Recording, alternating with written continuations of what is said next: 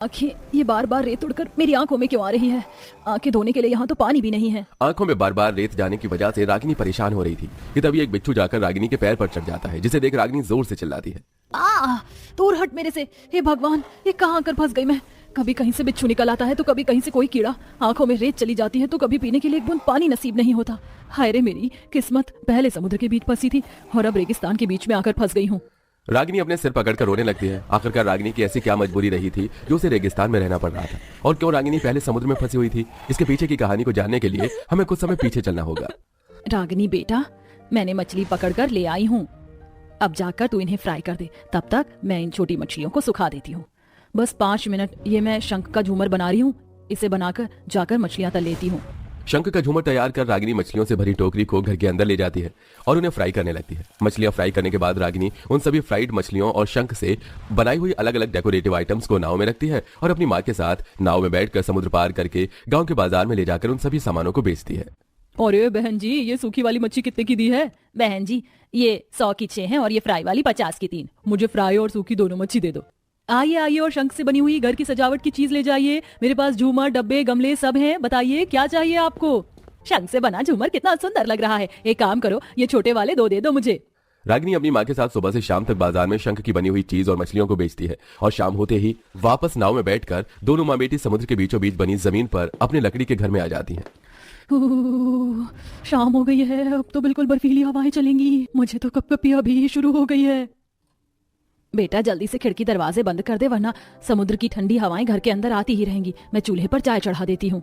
रागिनी अपनी माँ के साथ समुद्र के बीचों बीच बने जमीन पर लकड़ी के घर में रहा करती थी। दोनों माँ बेटी समुद्र से मछलियों और शंख को पकड़कर और उन्हें ले जाकर बाजारों में बेचती। समुद्र के बीचों बीच रहना किसे नहीं पसंद, लेकिन जितना हम इसे आसान समझते हैं उतना ही इन दोनों माँ बेटियों के लिए यहाँ रहना आसान नहीं था। शाम होते ही बर्फ से भी ठंडी हवाएं चलने लगती और कभी कभी तो ऊंची समुद्री लहरों की वजह से पानी उनके घर में घुस जाता। अरे माँ, ये पानी तो रुक ही नहीं रहा है। देखो ना, घर का सारा सामान गीला हो गया है। पानी तो घुटनों तक बढ़ रहा है। बेटा सुबह सुबह ही अखबार पढ़ा था कि आज समुद्र में तूफान आने वाला है। बस ये तूफान ज्यादा भयंकर ना हो। दोनों माँ बेटी पूरी रात भर बस घर से पानी बाहर निकालने में ही लगी रहती है। जैसे जैसे सुबह होती है वैसे वैसे समुद्र में आया तूफान भी अब शांत होने लगता है और अब धीरे धीरे घर का सारा पानी भी अपने आप कम होकर सूख जाता है। आखिरकार कब तक हम यूं समुद्र के बीचों बीच में रहेंगे? मैं तो यहाँ से परेशान हो चुकी हूँ। भगवान से ही दुआ करती हूँ कि तेरा मायका भले ही समुद्र में है, लेकिन तेरा ससुराल किसी ऐसी जगह पर हो जहाँ तुझे कभी ऐसी परेशानी का सामना न करना पड़े। सुरेखा की दुआ कबूल होती है और सुरेखा की बेटी रागिनी का रिश्ता रेगिस्तान में रहने वाले परिवार में तय हो जाता है। माँ, मैं तो समुद्र से निकलकर रेगिस्तान में जा रही हूँ। क्या ये सही रहेगा? मुझे तो बड़ा ही अजीब लग रहा है। बेटा, मेरा तो बरसों से सपना था कि मैं रेगिस्तान जाऊं, घूमूं फिरूं, लेकिन कभी जा ही नहीं पाई। तेरा तो ससुराल ही वहाँ होगा, तो वहाँ पर तू बहुत खुश रहेगी। वहाँ तुझे ना ही तो बार बार घर में घुस रहे पानी को बाहर निकालना पड़ेगा और ना ही तुझे ठंड लगेगी। अपनी माँ की बात सुनकर रागिनी इस रिश्ते के लिए हाँ कर देती है और कुछ दिनों में समुद्र में रहने वाली रागिनी शादी कर अपने रेगिस्तान वाले ससुराल में पहुंच जाती है। रागिनी जिंदगी में पहली बार रेगिस्तान आई थी, इसलिए वो जैसे ही रेत पर पैर रखती है तो उसके पैर जमीन में धंसने लगते हैं। ये मेरे पैर बार बार इस रेत के अंदर क्यों जा रहे हैं? अरे बहू, हम रेगिस्तान में रहने वाले लोग ऐसे मामूली चप्पल नहीं बल्कि ऐसी रेगिस्तान में पहनने वाली जूतियां पहनते हैं। मैं तुझे ऐसी जूतियां ला दूंगी। पल्लवी अपने बहू को घर के अंदर लेकर जाती है और ऐसे ही रात हो जाती है। रागिनी का ससुराल रेगिस्तान के बीचों बीच होता है। रागिनी चैन की नींद सोती है कि तभी रेगिस्तान में घर होने की वजह से रेत के अंदर से एक बड़ा सा बिच्छू निकल कर आता है, जो सीधा रागिनी के पैर पर जाकर बैठ जाता है। अरे ये मेरे पैरों पर मुझे अजीब सा क्या महसूस हो रहा है? रागिनी जैसे ही अपनी आंखें खोलती है तो देखती है कि उसके पैरों पर एक बड़ा सा बिच्छू बैठा है, जिसे देख रागिनी जोर से चिल्लाने लगती है। माँ जी, अनुराग, देखिए कितना बड़ा बिच्छू है। अनुराग उठता है और डंडे से मारकर बिच्छू को अपने घर से बाहर निकाल देता है। रागिनी, इतना परेशान होने की जरूरत नहीं है। अरे ये रेगिस्तान है, यहाँ तो ऐसे कीड़े मकोड़े आम बात है। चल तू अब सो जा, वो बिच्छू दोबारा नहीं आएगा। बिच्छू के डर की वजह से रागिनी सारी रात ठीक से नहीं सो पाती। माँ जी, यहाँ बाथरूम कहाँ है? वो मुझे नहाना था। क्या कहा तूने? नहाना? बहू, ये रेगिस्तान है, तेरा समुद्री मायका नहीं जो यहाँ पानी होगा। माँ जी, आप कहना क्या चाहते हैं? यहाँ पानी नहीं है। बिना पानी के हम लोग नहाएंगे कैसे? पानी तो है, लेकिन यहाँ से 100 किलोमीटर दूर है। हम रोज कई 100 किलोमीटर चलकर 2-3 लीटर के पानी भरकर ले आते हैं और हफ्ते भर में एक बार जाकर नहाते हैं। चल तू चाय बना ले, मैं तुझे दूध लाकर दे देती हूँ। हफ्ते भर में एक बार नहाने की बात सुन रागिनी के तो पैरों तले जमीन ही खिसक जाती है। जो रागिनी समुद्री वाले मायके में रहकर दिन में 2 से 3 बार नहाया करती थी, वही रागिनी अब अपने रेगिस्तान वाले ससुराल में हफ्ते भर में एक बार नहाने की सुनकर काफी हैरान होती है। रागिनी के साथ चाय बनाने के लिए गाय या बैल के दूध की बजाय उसे ऊंट का दूध लाकर देती है। ऊंट का दूध? छी, ऊंट दूध की चाय कौन पीता है? तो मेरे गले से भी नहीं उतरेगी। कम से कम ये ऊँट का दूध तेरी उन बदबूदार मछलियों से तो लाख गुना अच्छा है। रेगिस्तान में सब ऊँट के दूध की ही चाय पीते हैं, यहाँ पर मैं तेरे लिए गाय बैल कहाँ से लेकर आऊंगी। रागिनी को ना चाहते हुए भी मुंह बनाकर ऊँट की दूध की बनाई हुई चाय पीनी पड़ती है। ऐसे ही एक दिन, आजी आप रोज रोज गट्टे की सब्जी और मक्के की रोटी बना देती हो, मुझसे रोज एक ही खाना नहीं खाया जाता। रागिनी, ये खाना तो हमारे पूरे रेगिस्तान की शान है, तुझे पता है आसपास मौजूद सभी लोग यही खाते हैं और बाजरे की रोटी खाने के कई सारे फायदे भी हैं। रागिनी ने जो अपने अपने रेगिस्तान वाले ससुराल के सपने सजा रखे थे, वो सारे सपने टूटते हुए नजर आ रहे थे। कदम कदम पर रागिनी को हर चीज को लेकर परेशानी का सामना करना पड़ रहा था। मैं तो अपने रेगिस्तान वाले ससुराल से परेशान हो गई हूँ। समुद्र वाले मायके से पीछा छूटा तो रेगिस्तान वाले ससुराल ने नाक में दम करके रख दिया है। रागिनी परेशान होती है और सो जाती है कि तभी रागिनी को एक सपना आता है। कितना सारा पानी है यहाँ, आखिरकार मैंने रेगिस्तान में पानी की खोज कर ही ली। अब मेरे परिवार के साथ साथ किसी भी परिवार को पानी की एक एक बूंद के लिए तरसना नहीं होगा। रागिनी एक पेड़ के नीचे खोद कर उसके अंदर से ढेर सारा पानी निकाल रही थी कि तभी अचानक रागिनी का सपना टूटता है और वो नींद से उठ जाती है। ये तो बस एक सपना था, काश ये हकीकत होता तो कितना अच्छा होता ना। इस रेगिस्तान में रह रहे लोगों की सबसे बड़ी परेशानी है पानी। अगर ये परेशानी खत्म हो जाए तो यहाँ के लोग कितनी हंसी खुशी रहेंगे। इस सपने को सोचकर रागिनी खुश होने के साथ साथ उदास भी होती है। अगले दिन रागिनी अपनी सास के साथ ऊँट के दूध से बना घी, मक्खन, दही बेचने के लिए शहर की तरफ जा रही होती है कि तभी घर से थोड़ी दूर पर रागिनी को वही पेड़ दिखाई देता है जो उसने सपने में देखा था। ये तो वही पेड़ है जिसके नीचे से मैं सपने में पानी निकाल रही थी। मैं तो कभी इस तरफ आई नहीं, तो भला ये पेड़ सपने में कैसे आया? कहीं ये कोई भगवान का इशारा तो नहीं? रागिनी ज्यादा देर न करते हुए उस पेड़ के पास जाती है और अपने हाथों से उस पेड़ के आसपास की रेत को हटाने लगती है। अरे रागिनी बहू, ये तो क्या कर रही है? माँ जी बस थोड़ी देर रुक जाइए, अभी आपको पता चल जाएगा। कुछ मिनट तक लगातार खोदने पर रागिनी को अब सूखी रेत की जगह गीली रेत मिलने लगती है। थोड़ा और खोदने पर रागिनी को अब रेत के अंदर से पानी मिलने लगता है, जिसे देख पल्लवी, अरे बहू ये तो पानी है, रेगिस्तान में पानी, ये तो कोई चमत्कार हो गया। इसका मतलब मैं सही सोच रही थी, ये भगवान का ही इशारा था। पल्लवी आसपास के लोगों को बुलाकर उस रेत के अंदर से अच्छे से खुदाई करवाती है और खुदाई के बाद वहां के लोगों को एक बड़ा सा कुआं मिलता है जो पानी से भरा हुआ था, जिसे देख सभी लोगों की खुशी का कोई ठिकाना ही नहीं रहता। अरे हमें तो लगा था कि ये रेगिस्तान में रह रहकर एक दिन हम पानी की बूंद को तरसते हुए अपनी जान दे देंगे, लेकिन रागिनी बहू, तुम्हारी वजह से हमें एक नया जीवन मिला। अब मेरा परिवार घुट घुट करके नहीं बल्कि जी भरकर पानी पिएगा। रागिनी बहू, तुम्हारा बहुत शुक्रिया, हमें एक नया जीवन दान दे दिया। ऐसा मत कहिए, मुझे हमेशा लगता था कि तू कैसे अपने रेगिस्तान वाले ससुराल में रहेगी, लेकिन तूने तो आज वो कर दिखाया जो मैंने सपने में भी नहीं सोचा था। मुझे बहुत गर्व है तुझ पर। रागिनी के परिवार के साथ साथ आसपास मौजूद लोग भी उस कुएं के पानी की मदद से अब हंसी खुशी रेगिस्तान इलाके में जी जी भर कर पानी पी रही थी। वहीं अब किसी को भी पानी की एक बूंद के लिए कोसों मील दूर चलकर नहीं जाना पड़ता था। वहीं समय बीतने के साथ साथ अब रागिनी भी अपने रेगिस्तान वाले ससुराल में ढलने। आगे का लिखा कोई नहीं बदल सकता। कहानी है लीना की। पढ़ी लिखी लीना बहुत एडवांस ख्यालों की लड़की थी। देखो यार, एक दिन सबको मर जाना है, फिर पता है यहाँ क्या रह जाएगा? क्या रह जाएगा? हमारा कमाया नाम। ये सब बकवास बातें हैं। यहाँ रह जाएगा तो सिर्फ जमीन, खेत, खलियान, मकान। तो जीवन में ये है तो सब है। लीना की सोच एक नंबर की लालची, पैसों की भूखी। एक रोज, बेटा लीना, तेरी वकालत की पढ़ाई खत्म हो गई है तो कुछ काम शुरू करो, नहीं तो फिर मैं लड़का देखता हूँ। लड़का देखने की कोई जरूरत नहीं है पापा, मैंने लड़का देख रखा है। रंजीत नाम है उसका, और उसके पास इतनी जमीन है कि जहां तक देखो उसी की जमीन है। क्या बोल रही हो? करता क्या है लड़का? मेरी तरह वकालत करके हटा है, लेकिन फिलहाल तो वो कुछ नहीं कर रहा। बाप की इतनी दौलत है तो कौन ही काम करेगा। वैसे शादी तो मैं उसी से करूंगी। हाँ, तो दिल्ली के किस एरिया में है उसकी जमीन? दिल्ली? मैंने कब कहा दिल्ली? हरियाणा की गांव में है जमीन और घर भी। अरे बेटी, ऐसे गांव में जमीन मकान वाले तो बहुत मिल जाएगी। यहाँ कहाँ क्या करता है? तुम गांव में तो नहीं रहने का सोच रही ना? देखो तुम ना दिमाग की दही तो मत करो, बस जाकर बात कराओ, शादी फिक्स करो। कोई और लड़की ले गई ना तो मैं तो हाथ मलती रह जाऊंगी। जमीन जाने के अफसोस से कहीं मर ना जाऊं। लीना, तू उस लड़के से शादी करना चाहती है या उसकी जमीन से? ऑफ कोर्स जमीन से। लड़के का क्या अचार डालना है? लीना चली जाती है, लेकिन माँ और पिता को चिंता होती है कि लीना की सोच कैसी है। और लीना की शादी हो जाती है रंजीत से। शादी के बाद रंजीत उसे बम्बई, दिल्ली और बड़े बड़े शहरों में घुमाता है। लेकिन फिर एक रोज, देखो रंजीत, बहुत हो गया, मुझे वो देखना है जिस पर बात हुई थी ना, तुम्हारा गांव। अरे यार, गांव कौन जाता है? ले जाऊंगा जब जाऊंगा तो। इसका मतलब तुमने मुझे झूठ कहा था कि तुम्हारे पास बहुत सारी जमीन जायदाद, बड़ा मकान, दुकान है। अरे नहीं यार, क्यों झूठ बोलूंगा? वो भैया भाभी देख रहे हैं ना, मेरा हिस्सा तो है ही। कानून की पढ़ाई किए हो और बात गवारों वाली। अरे कल को हक मार लेंगे तो क्या करोगे? कैसी पागल वाली बात कर रही हो? भैया है मेरे, प्यार करते हैं। मेरे माँ पापा के जाने के बाद भैया भाभी ने कितना सेक्रीफाइस किया है तुम क्या जानो? हाँ हाँ, बहुत जानती हूँ मैं। देखो, कौन क्या सेक्रीफाइस कर रहा है मैं नहीं जानती। 1-2 साल ही तो बड़े हैं वो, वैसे भी बच्चा छोटा है उनका, कल को बड़ा होगा वो भी हक मांगेगा। नहीं नहीं नहीं, मैं नहीं जानती, मुझे गाँव लेकर चलो। क्या करता है रंजीत, ले जाता है गांव, जहां लीना की जिठानी जो उसकी ही उम्र की होती है उसका खूब स्वागत करती है, अच्छे से खिलाना पिलाना गांव घुमाना सब करती है। अरे श्वेता, तुम तो पढ़ी लिखी समझदार लड़की हो, कितना पढ़ी हो? MBA। मेरा सपना नौकरी करने का था लेकिन पापा ने शादी करवा दी। तो क्या करो, नौकरी, जाओ शहर। हाँ, लेकिन फिर यहाँ का भी तो देखना है। अब देखो, इतनी ज़मीन, ये महल जैसा घर, इसे भी तो संभालने वाला चाहिए ना। तो हम लोग तो यहीं ठीक है। और फिर रोहित भी अभी छोटा है, उसे छोड़कर कहाँ नौकरी कर पाऊंगी। लीना को लगता है कि श्वेता उसकी जमीन जायदाद हड़पने का प्लान। फिर एक दिन, चलो लीना अब घर चलते हैं, अब आगे मुझे छुट्टी नहीं मिलेगी। लेकिन ये क्या, लीना का जवाब तो कुछ और ही था। तुम जाओ, मैं यहीं रहूंगी गांव में। वैसे भी शहर के छोटे छोटे घरों से तो ये अच्छा है, बड़ा घर, जमीन, घर का खाना, शुद्ध हवा, मैं तो यहीं रहूंगी। अरे लेकिन फिर रंजित भैया को मन लगा रहेगा। समय बीतता है, लीना को प्यारा सा बेटा होता है। बेटे के होने के बाद, लीना अब तो शहर चलो, मैं मुन्ने के बिना नहीं रह सकता, मुझे उसकी बहुत याद आती है।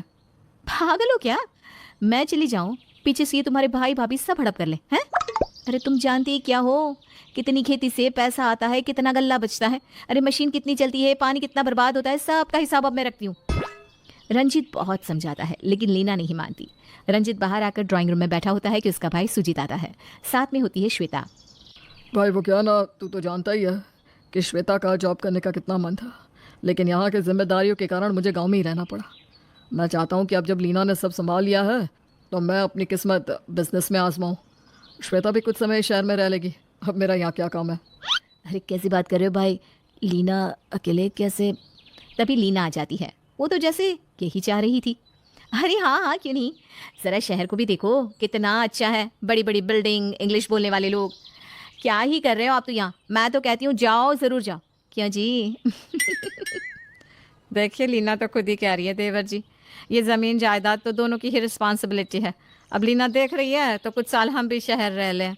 रंजीत क्या कहता, लीना की लालच उसे गांव की ज़मीन घर छोड़ने ही नहीं दे रही थी। रंजीत शहर जाता है, साथ आ जाते हैं श्वेता और भाई सुजीत। रंजित, मैं कुछ दिनों तुम्हारे साथ रहकर खुद का काम देख लूँगा। अरे नहीं नहीं भैया, साथ ही रहते हैं, वैसे भी मैं अकेला रह रह कर थक गया हूँ। न जाने क्या हो गया है, लीना को आना ही नहीं चाहती। भैया, मैं लीना की बुराई नहीं कर रही, लेकिन तभी सुजीत बोल पड़ता है। चुप रहो श्वेता, जाओ चाय बना लाओ। रुकिए भाभी, कोई तो बात है, प्लीज़ बताइए मुझे। देखो रंजीत, तुम्हारी बीवी तो ज़मीन जायदाद देखकर ही पागल हो गई, चौराहे पर खड़ी होकर अनाज तुलवाती है। गांव में ये नहीं होता, औरतें घर में रहती है, लेकिन उसे तो मेरे पर भी विश्वास नहीं है।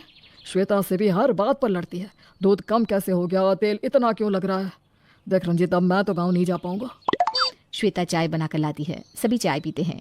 धीरे धीरे सुजीत का भी काम जम जाता है और श्वेता भी बच्चे का शहर के सबसे अच्छे स्कूल में एडमिशन करवाती है, अच्छे ऑफिस में काम करती है और सुजीत भी अच्छा मकान खड़ा कर लेता है। वाह भैया, रोहित को देखो क्या अंग्रेजी बोलने लगा है, लग ही नहीं रहा कि कल तक ये गांव में रहता था। भैया, शहर आने का ये मेन कारण तो इसकी पढ़ाई। वैसे तो गांव में भी अच्छे स्कूल है, लेकिन फिर भी शहर की पढ़ाई तो शहर की होती है। ये बात लीना को कौन समझाए भाभी, बच्चे का जीवन खराब कर रही है वो। वहीं दूसरी ओर लीना गांव में पूरी प्रॉपर्टी में अकेली मालकिन बन के बैठी थी, ना बच्चे पर ध्यान ना खुद पर।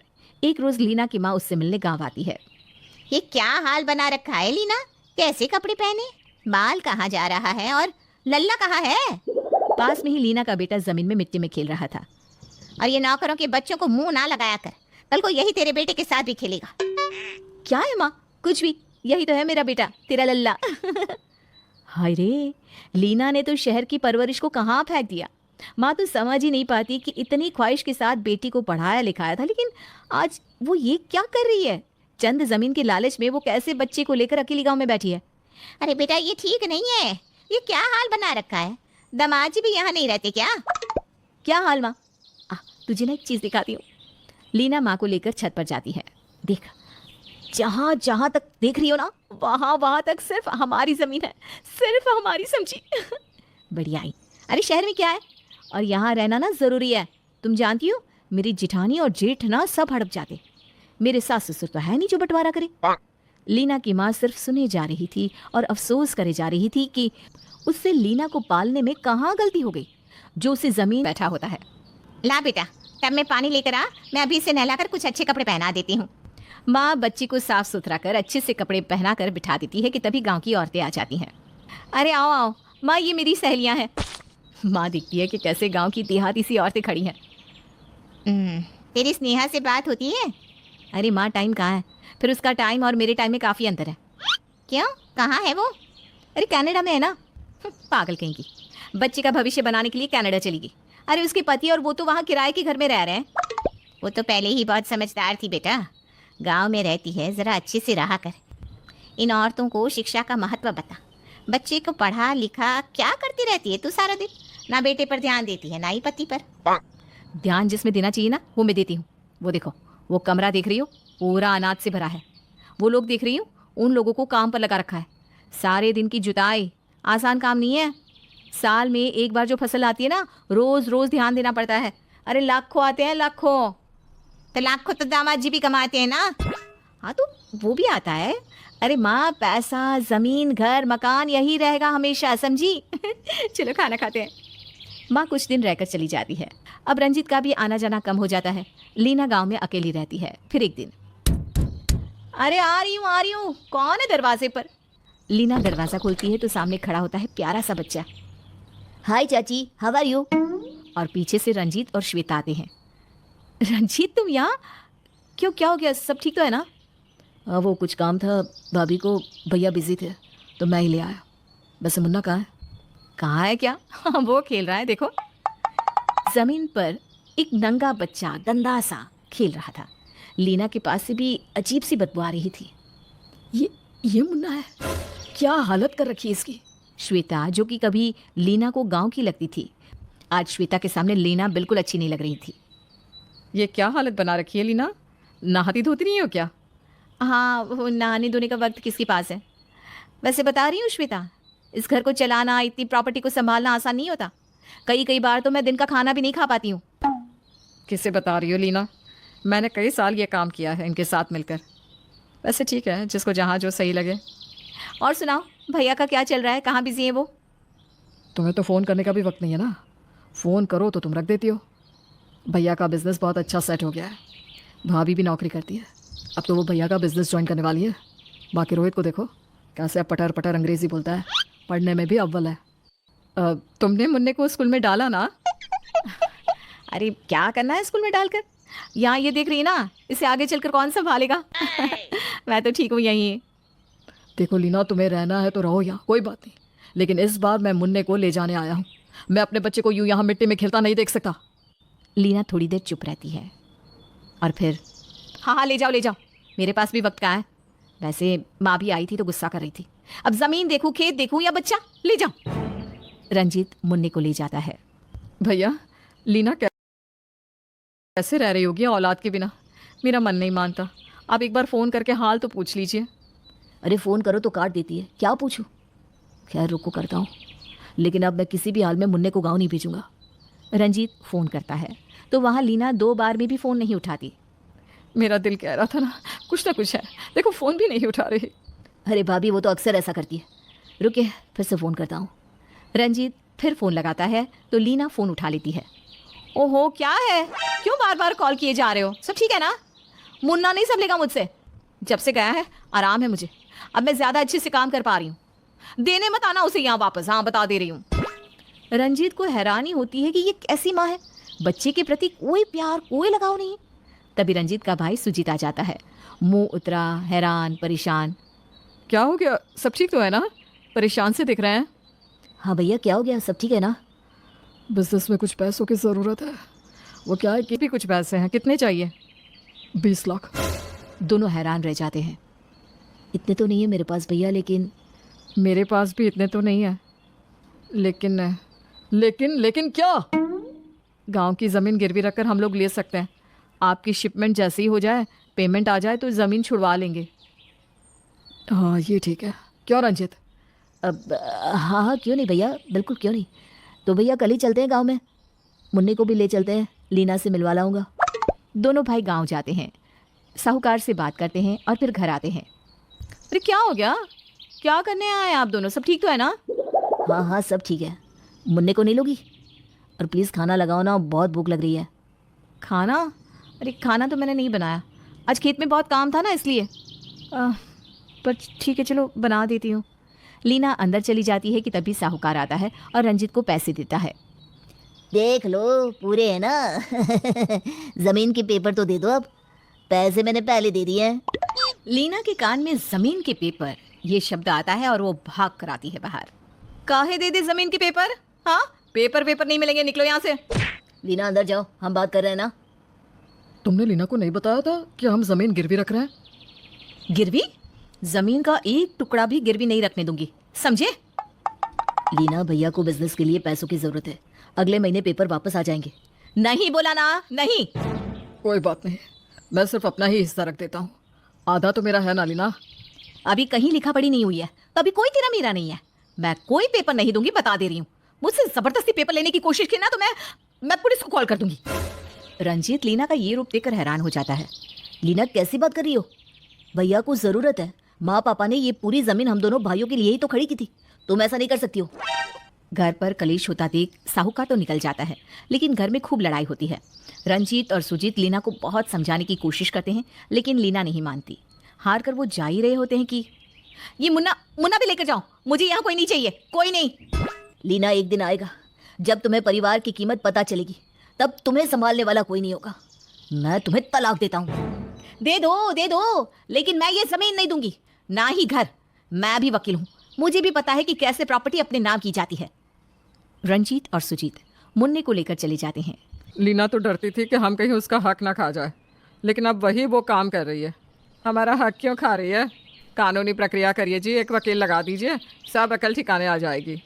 बात तो श्वेता भाभी ठीक ही कर रही है भैया, शादी को इतने साल हो गए, मुन्ना से भी उसे लगावनी है। मुझे तो वो देखने भी नहीं आई कि मैं कैसा हूँ, शहर में क्या खा रहा हूँ, कैसे रह रहा हूँ।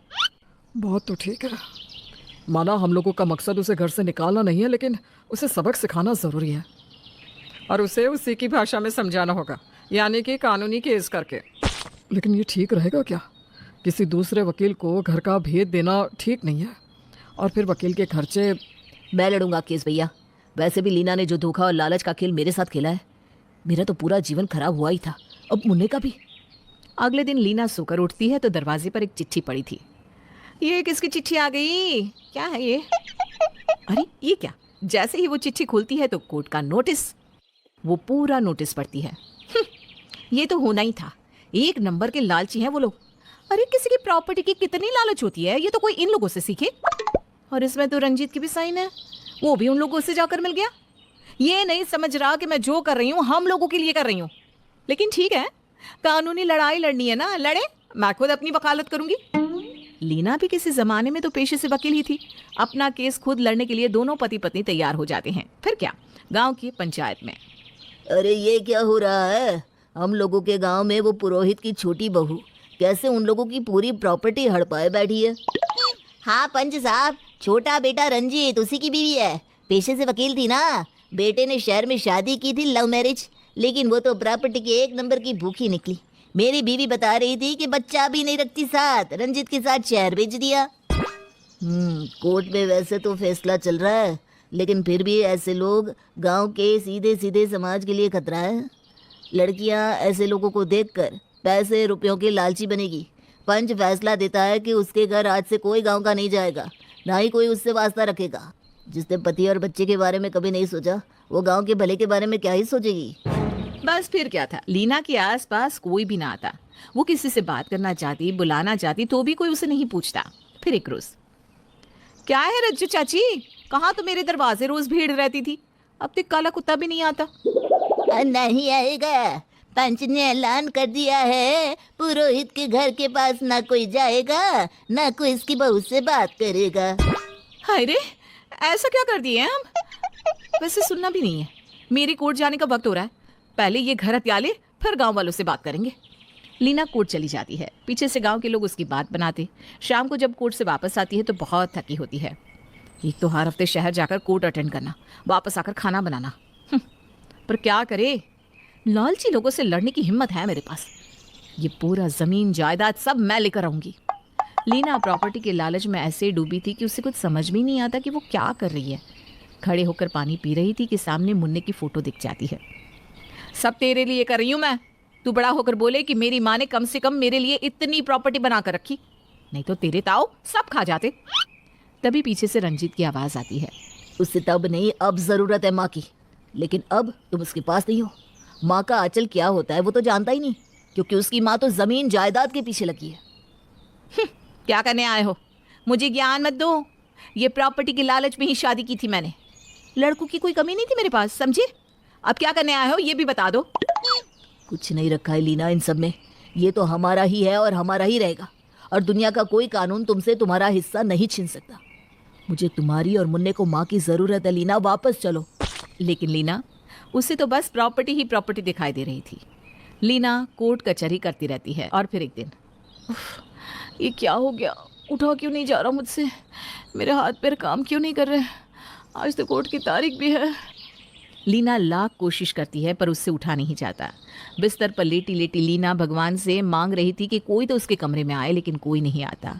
लेटे लेटे शाम हो जाती है। भूखी प्यासी लीना का भूख प्यास से बुरा हाल हो रहा था, लेकिन कोई नहीं आता। आती है तो उसकी अंतरात्मा, जो इस हाल में लीना के सामने खड़ी होती है।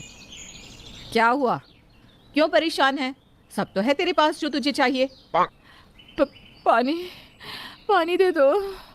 मैं कैसे दे दूँ? मैं तो वहीं हूँ तेरे पास जहाँ तू है। बाकी बड़ा फ्रिज, घड़े का ठंडा पानी और न जाने कितने जूस है तेरे घर में, लेकिन आज तू प्यासी है। पानी की एक बूंद पिलाने वाला कोई नहीं। याद है तेरी एक आवाज़ में रंजीत सब कुछ लाकर दे देता था तुझे, क्यों? लीना सुन रही थी और उसकी अंतरात्मा उससे कई सारी बातें कहकर चली जाती है। लीना अब रोने लगती है। ज़ोर ज़ोर से लीना की रोने की आवाज़ सुनकर पास की चाची उसके पास आती है।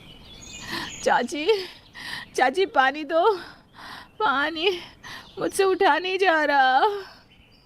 वैसे तो देख, तेरे जैसी लड़कियों का यही हाल होना चाहिए। भूखी प्यासी अकेली हालत में ही रहना चाहिए तुम जैसी को।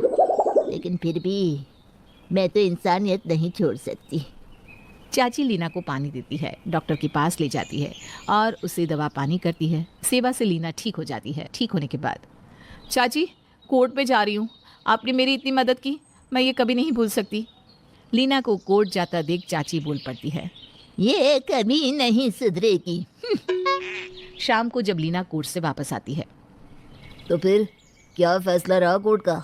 वैसे तो तुमसे किसी को बात ही नहीं करनी चाहिए, लेकिन फिर भी कोर्ट कचहरी करने वाली लड़की का क्या भरोसा?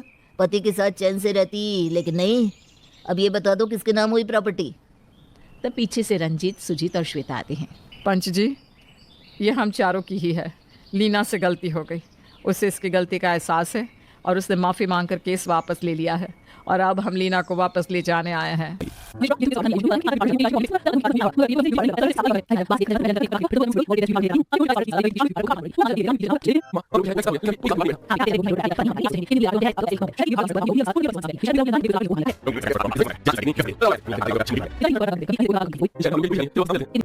माँ जी, आप अपनी जुगाड़ू बहू पर थोड़ा भरोसा रखिए, रहने का इंतजाम भी हो जाएगा।